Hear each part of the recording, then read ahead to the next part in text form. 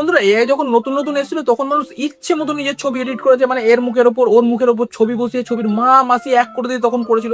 ঠিক আছে, মানা যায়, তখন ট্রেন্ডিং জিনিস, মানুষ ট্রেন্ডে গা ভাসিয়েছিল। কিন্তু বর্তমানে জিনিসটা তো আর ট্রেন্ডে নেই, তাহলে হঠাৎ করে কি করে আমার এখন ফিডে এগুলো আসছে বুঝতে পারছি না।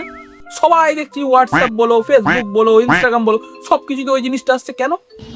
ও নতুন কিছু নেই হাগার মতো, ওই জন্য পুরোনো জিনিসই হাগা শুরু হয়ে গেছে। কি গন্ধ!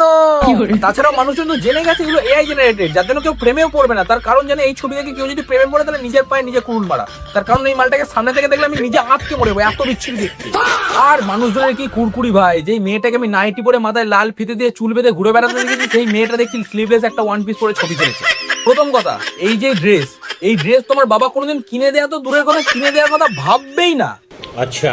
আর দ্বিতীয় কথা, এই যে ছবিটা তুমি পোস্ট করেছো, কোনোভাবে যদি তোমার বাবার হাতে যায়, ঝাঁটা, জুতো, বেল্ট, এই তিনটের মধ্যে কোনো কিচ্ছু নিয়ে তারা করবে না, ডাইরেক্ট ত্যায্য পুত্রী করে দেবে।